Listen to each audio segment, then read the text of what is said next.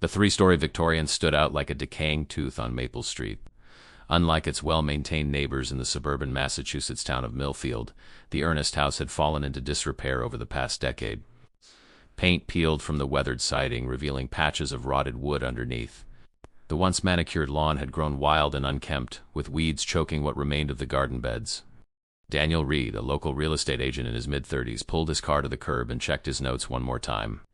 The property had been vacant for 6 months since the death of its owner, Ernest, an elderly widower who'd lived there for nearly 40 years. With no immediate family stepping forward to claim the estate, the county had finally put the house up for auction.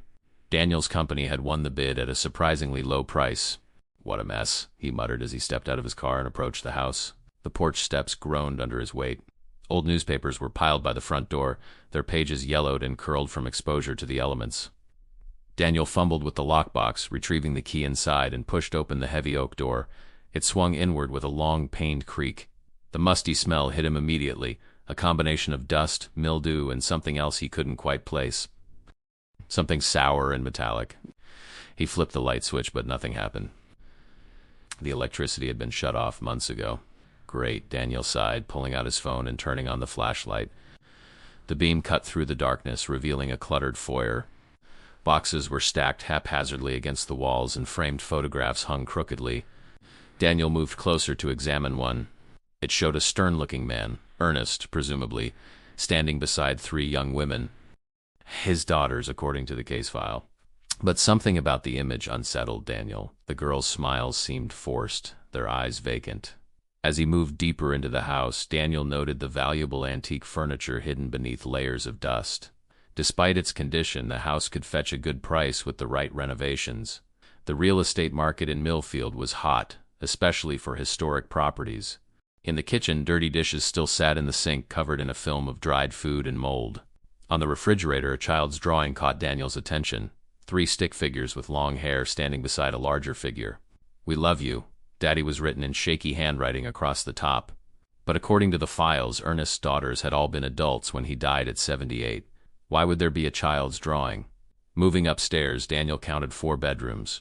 The master bedroom was in disarray, with clothes strewn about and prescription bottles scattered across the nightstand. The 3 smaller bedrooms, presumably belonging to the daughters, were eerily pristine by comparison. Each contained a neatly made single bed, a desk, and a dresser. But they seemed frozen in time, like museum exhibits rather than lived-in spaces. In one room, Daniel noticed a bookshelf filled with dolls. Dozens of them, all with porcelain faces and glass eyes that seemed to follow him as he moved. The adjacent room had walls covered in photographs of the same young woman at different ages, from infancy to her early 20s. The 3rd bedroom contained stacks of notebooks filled with the same sentence written over and over: "I must be a good daughter. I must be a good daughter." A chill ran down Daniel's spine despite the summer heat outside. Something was deeply wrong about this house. As he turned to leave, a floorboard creaked behind him. Daniel whirled around, his heart pounding. "Hello," he called out. "Is someone there?" Only silence answered him. But as he hurried back downstairs, he couldn't shake the feeling that 3 pairs of eyes were watching him go. The following day, Daniel returned to the Ernest house with a contractor to assess the renovation needs. As they were examining the foundation, an elderly woman approached from the neighboring property. "You planning to fix up old Alfred's place?" she asked, leaning on her cane. "Yes, ma'am," Daniel replied. "Did you know Mr. Ernest?" The woman, who introduced herself as Martha Winters, nodded slowly. "Lived next door for 35 years. Poor Alfred was never the same after his wife died. We understand he had 3 daughters," Daniel said. "Do you know where they might be? We haven't been able to locate them." Martha's face clouded over. "Those girls," she murmured. Something wasn't right there. "Never saw them leave the house much. Alfred was mighty protective. Said they had special needs, but they seemed normal enough the few times I spoke with them." "When was the last time you saw them?" Daniel asked. Martha furrowed her brow. "Come to think of it, I haven't seen them in years. Assumed they'd moved away. Alfred told people they'd gone to stay with relatives after their mother died, but then sometimes he'd talk like they were still living with him. Got confusing in his later years." The contractor called for Daniel's attention, having discovered severe termite damage in the cellar. By the time Daniel finished discussing repair options, Martha had returned to her home. That evening, Daniel sat in his office reviewing the Ernest file. According to county records, Alfred Ernest had been a successful investment banker who retired early to care for his family. His wife Eleanor had died in 1997 from cancer. They had 3 daughters, Rebecca, born in 1980, Sarah, born in 1982, and Emily, born in 1984. Daniel searched for more information about the daughters but found nothing. No employment records, no social media profiles, no marriage certificates. It was as if they had disappeared completely after their mother's death. Curious, he called the attorney who had handled Ernest's estate. "The daughters?" the lawyer said when Daniel inquired. "I assumed they'd died." Alfred never mentioned them in his later years except in the past tense. His will left everything to a trust, not to any individuals. "I tried to locate them after his death but came up empty. Don't you find that strange?" Daniel pressed.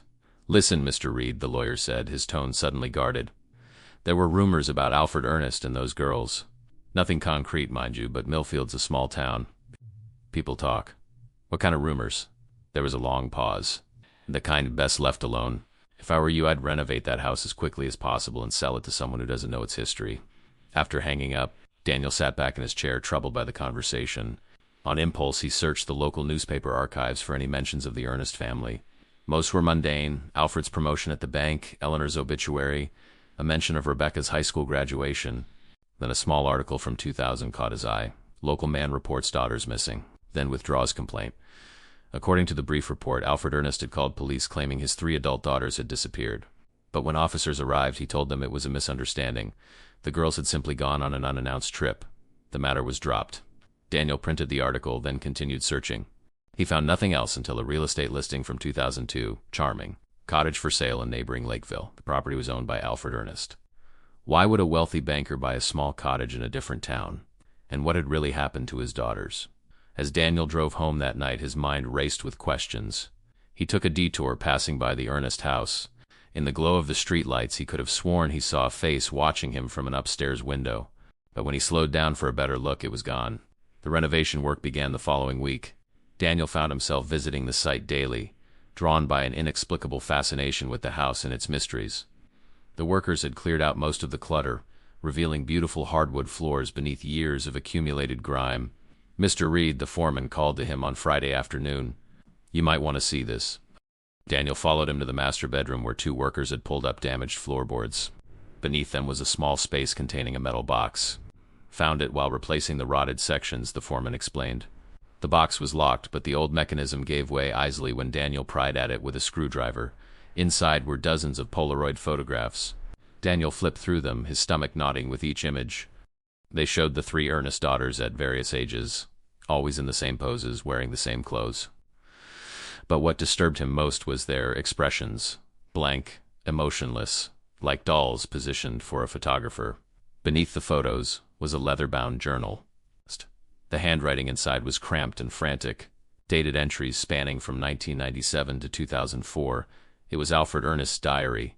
"I'll need to review these for the property records," Daniel told the foreman, tucking the box under his arm. It was a lie, but he couldn't explain his growing obsession with uncovering the truth about this family. That evening, Daniel spread the contents of the box across his dining room table and began reading the journal. The early entries following Eleanor's death depicted a grieving husband struggling to care for 3 teenage daughters. But as months passed, Ernest's writings grew increasingly disturbed. October 12, 1998. "The girls are becoming difficult. Rebecca threatened to leave today. Says she's 18 and can do as she pleases. I reminded her of her mother's dying wish that they stay together as a family. She relented, but I saw defiance in her eyes. February 3, 1999, Sarah brought a boy home. I sent him away. I've explained that the outside world isn't safe for them. Eleanor understood this. Why can't they? July 17, 1999. Found Emily packing a suitcase. Locked her in her room until she understood her place is here with me. 3 days was sufficient. She's being good now." The entries grew darker, describing Ernest's increasing control over his daughters' lives. He monitored their food, their clothing, their every movement. When they resisted, he disciplined them, though he never specified how. Then came an entry that made Daniel's blood run cold. November 30th, 2000. "It's done. The girls won't be leaving now. Eleanor would understand. It was the only way to keep our family together. The cottage in Lakeville will serve its purpose." The entries that followed were rambling, sometimes incoherent. Ernest wrote about conversations with his daughters, family dinners, and celebrations that couldn't possibly have occurred if the implications of the November entry were what Daniel suspected. December 25, 2003. Lovely Christmas with my girls. They've finally accepted their place. No more talk of leaving, no more disobedience. Rebecca even said she's grateful I kept them safe all these years. Just as it should be. The final entry, dated March 10th, 2004, read simply, "They're with me always now, as they should be, as they will always be." Daniel closed the journal, his hands trembling. The photos seemed to stare up at him accusingly. What had Alfred Ernest done to his daughters? And what connection did the cottage in Lakeville have to their disappearance? He knew he should call the police with his suspicions. But what evidence did he have beyond an old man's disturbing journal? He decided to visit the Lakeville property first. If he found nothing, he would turn everything over to the authorities. As Daniel gathered the materials back into the box, a slip of paper fell from between the journal's pages. It contained an address in Lakeville and a series of numbers that looked like a combination. Heart-pounding, Daniel realized he might have found the key to unlocking the Ernest family's grim secret. The cottage stood at the end of a winding gravel road, surrounded by dense pine forest. Unlike the Victorian in Millfield, this property was well maintained, its white clapboard siding freshly painted, its small garden tidy despite months of neglect. Daniel parked his car and approached cautiously. According to county records, this property had also been part of Ernest's estate, though it wasn't mentioned in any of the paperwork Daniel's company had received. The lawyer must have known about it but had chosen not to disclose its existence. The front door was secured with a heavy padlock. Daniel tried the combination from the slip of paper, 11 to 3000, November 30th, 2000, the date from the journal entry. The lock clicked open. Inside, the cottage was Spartan but clean. A small living area with basic furniture, a kitchenette, and a door leading to what appeared to be a bedroom. Everything was covered in a fine layer of dust, but there were no signs of the chaos that had characterized the Millfield house. The bedroom contained a single bed, neatly made with faded floral linens, and a dresser. On the dresser sat 3 hairbrushes, each with strands of different colored hair, blonde, brunette, and black, still caught in the bristles. 3 different perfume bottles stood beside them, their contents evaporated to nearly nothing. Daniel opened the dresser drawers. They contained women's clothing organized by size, 3 different sizes. He was standing in what appeared to be the daughter's room, but there was only one bed. He returned to the main room, puzzled. Something wasn't adding up. The cottage was too small for 4 people. Where had Alfred slept when he stayed here? And why bring his daughters to this isolated location? Daniel noticed a rug in the center of the living area. It seemed out of place, too new compared to the rest of the furnishings. He kicked back its corner, revealing a trapdoor with a recessed handle. His heart hammered against his ribs as he lifted the heavy wooden door. A set of steep stairs descended into darkness. Daniel switched on his phone's flashlight and began to climb down, the musty air growing colder with each step. The beam of light revealed a basement room with concrete floors and walls. It was divided into 3 sections by chain-link fencing, creating 3 identical cells. Each contained a thin mattress on the floor, a bucket, and a small shelf with a few books. Scratches covered the walls, tallies, Daniel realized. Days marked by captives. "Oh God," he whispered, bile rising in his throat. In the far corner of the basement stood a metal table with restraints attached to its sides.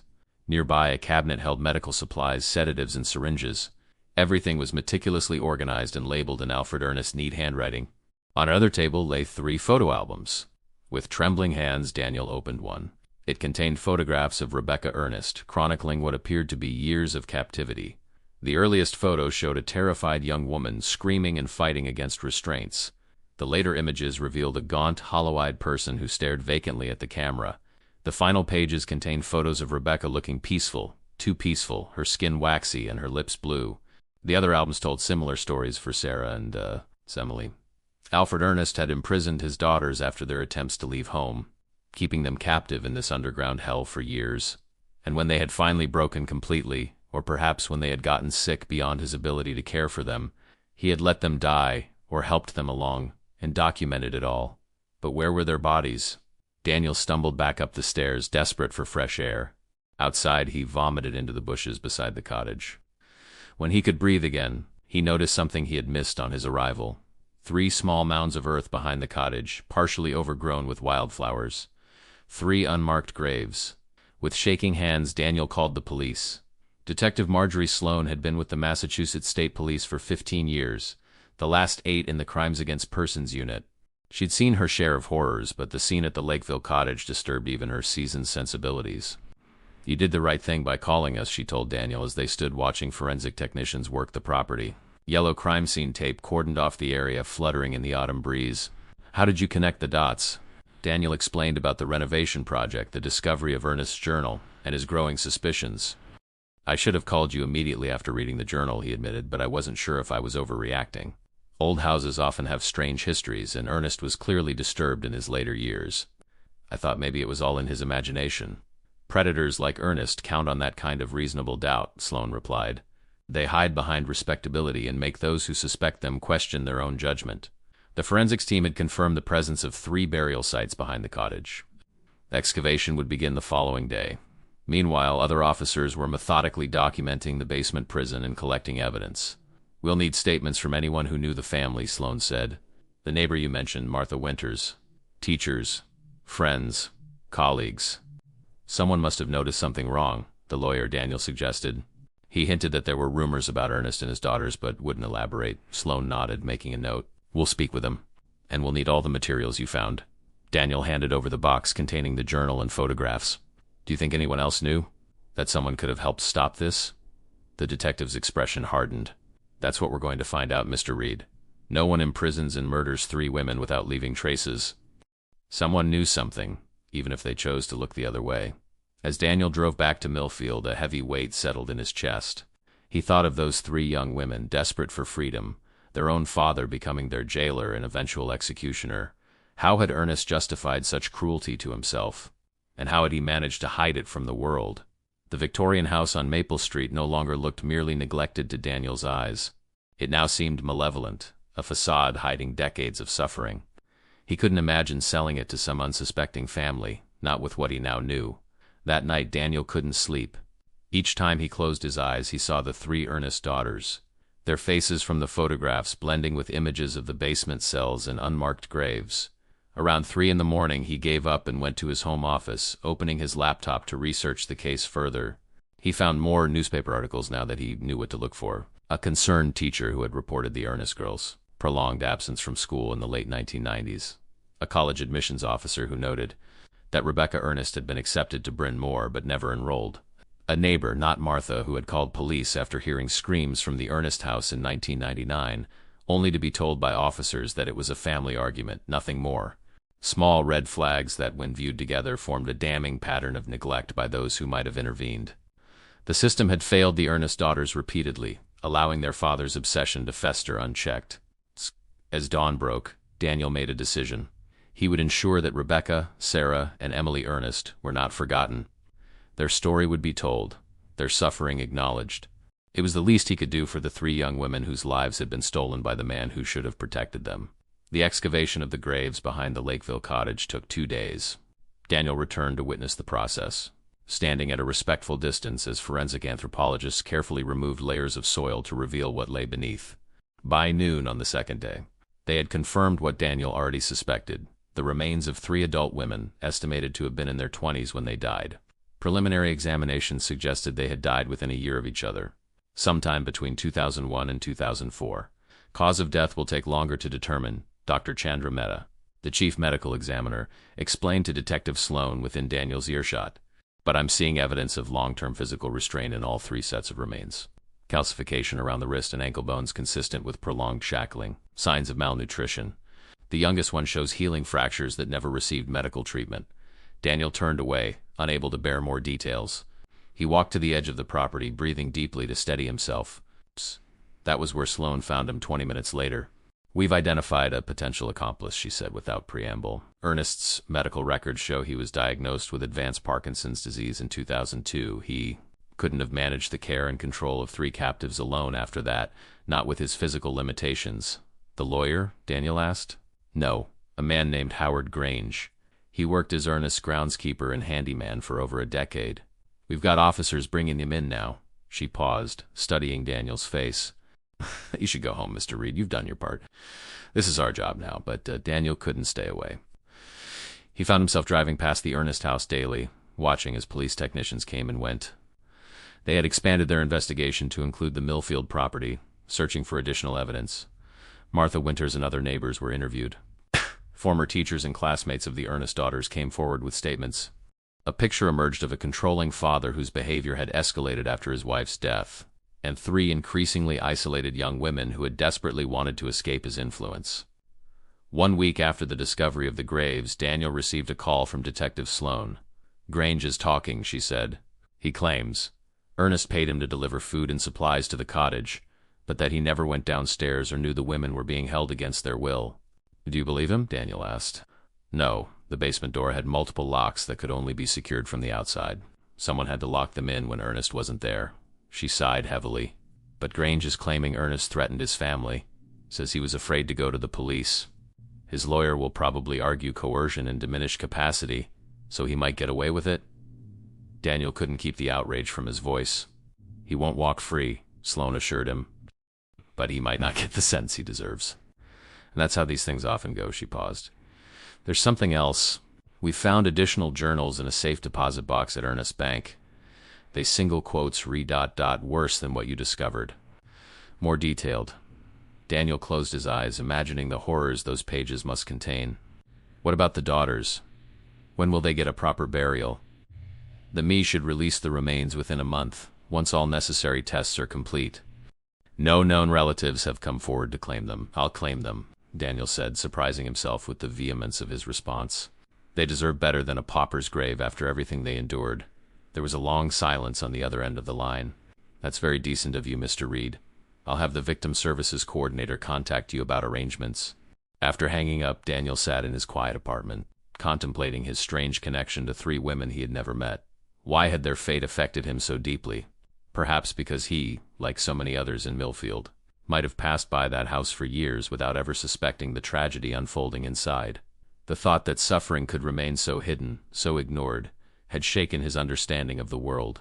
Howard Grange's confession came 3 weeks into the investigation, after hours of questioning and faced with mounting physical evidence linking him to the cottage. The 67-year-old former handyman admitted his role in the imprisonment of the Ernest daughters. Alfred said they were dangerous, Grange told investigators in a recorded statement that was later leaked to the press.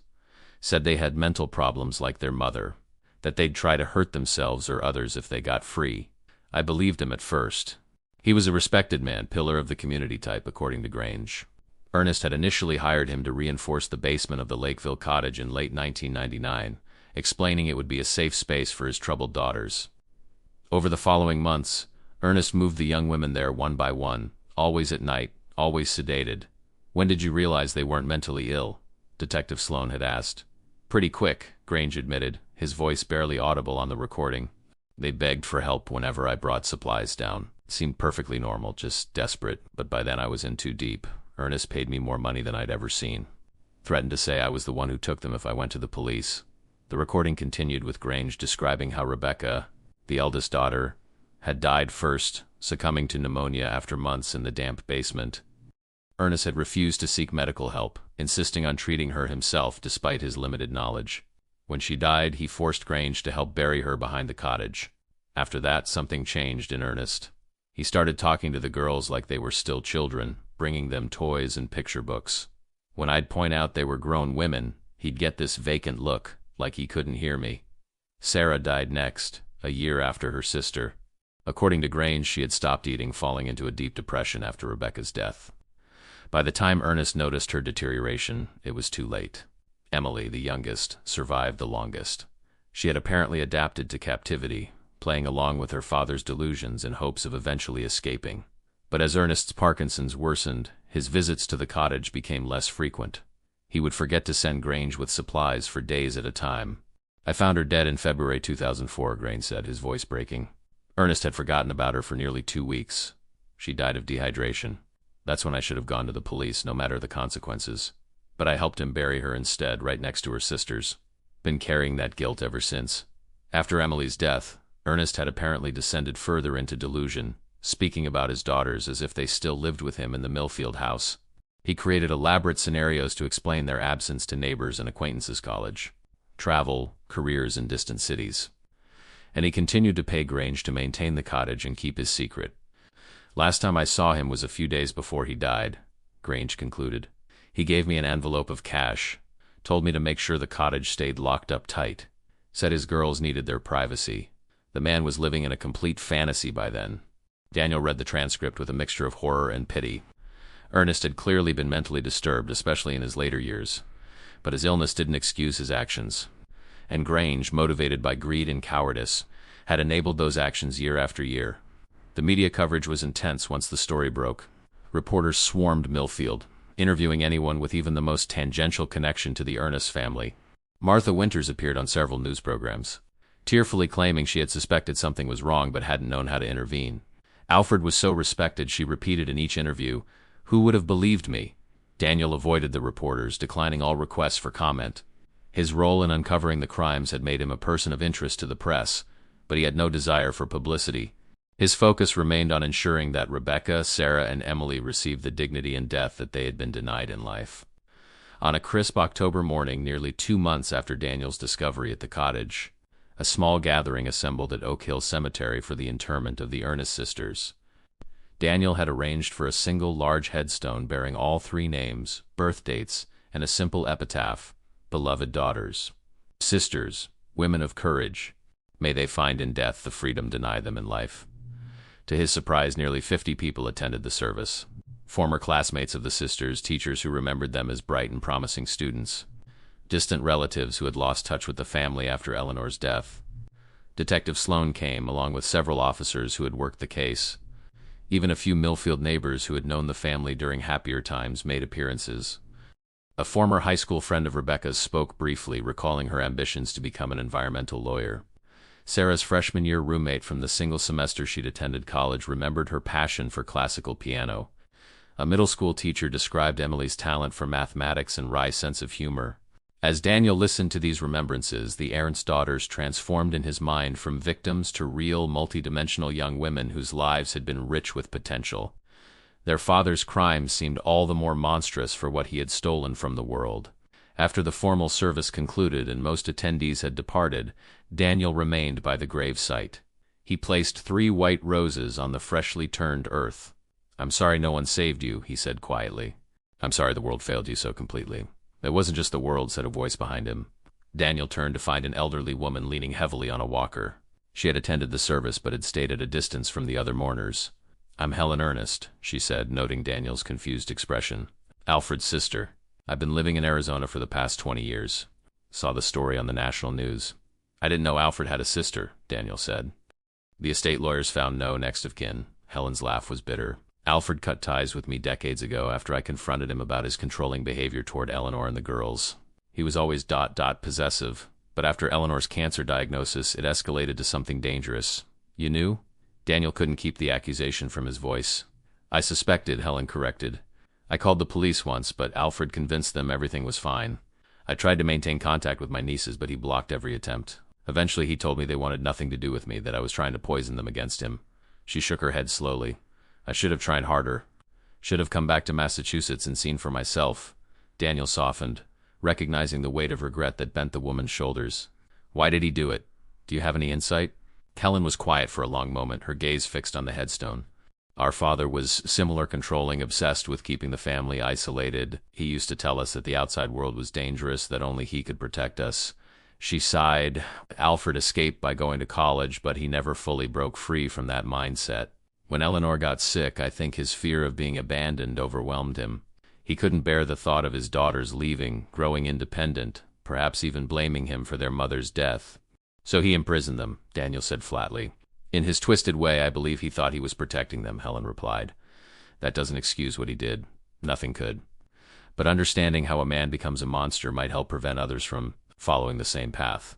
They stood in silence for several minutes. Finally, Helen reached into her purse and withdrew 3 small items: a delicate silver bracelet, a fountain pen, and a tiny carved wooden bird. "These belong to my nieces," she explained. "Gifts from me that Alfred apparently didn't destroy. The police found them in a box in his closet and contacted me. I thought they should be with the girls."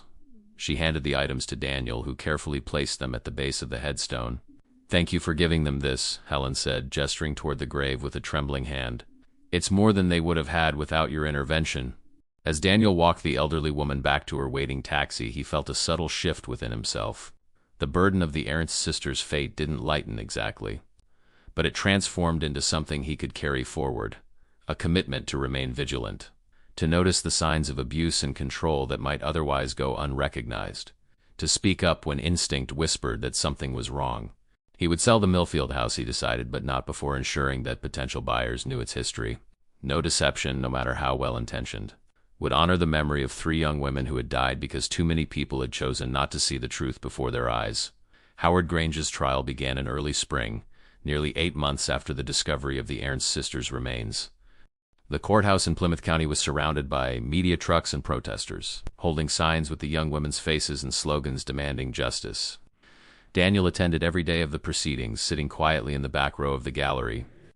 Detective Sloan often sat beside him during her off-duty hours, providing context for the legal maneuvers that sometimes left him confused and frustrated. The prosecution's case was strong. Physical evidence linked Grange to the cottage and the basement prison. His own confession, though he had tried to recant parts of it, provided damning details that only a participant could have known. Financial records showed regular payments from Ernest to Grange over a period of years, increasing significantly after each daughter's death. Grange's defense team argued that their client had acted under duress and that Ernest had been the mastermind behind the crimes. They painted Grange as a simple man intimidated by his wealthy, well-connected employer, too frightened and unsophisticated to recognize his moral and legal obligations. On the trial's 4th day, the prosecution played recordings of the Ernst sisters' voices captured on cassette tapes found hidden in Ernest's safe deposit box. The man had apparently documented his conversations with his daughters, though only his voice and theirs could be heard, never together, suggesting the recordings had been made at different times. The courtroom fell silent as Rebecca Ernst's voice filled the space, her words measured and deliberate. "Mr. Grange, I know you can hear me. I know you understand that we don't belong here. Please help us. Contact Professor Janine Harris at Boston University. She knows me. She'll believe you. Please. You're our only hope." Similar pleas from Sarah and Emily followed, each addressing Grange directly, each clearly recognizing him as potentially sympathetic, their best chance at rescue. The recordings destroyed the defense's claim that Grange had been unaware of the women's captivity, or their mental competence. During cross-examination, the prosecutor zeroed in on this point. "Mr. Grange, you testified that you believed Ernest's claims that his daughters were mentally unstable and needed to be confined for their own safety. But we've just heard recordings of 3 articulate, rational young women pleading with you, specifically you, for help. How do you reconcile those 2 realities?" Grange's response was barely audible. "I was afraid." "Afraid," the prosecutor repeated. "For 15 years, you were afraid." While Rebecca Ernst developed pneumonia and died without medical care. While Sarah Ernst starved herself to death in despair. While Emily Ernst died of thirst, alone in the dark. You were afraid. The jury deliberated for less than 6 hours before returning a guilty verdict on all counts.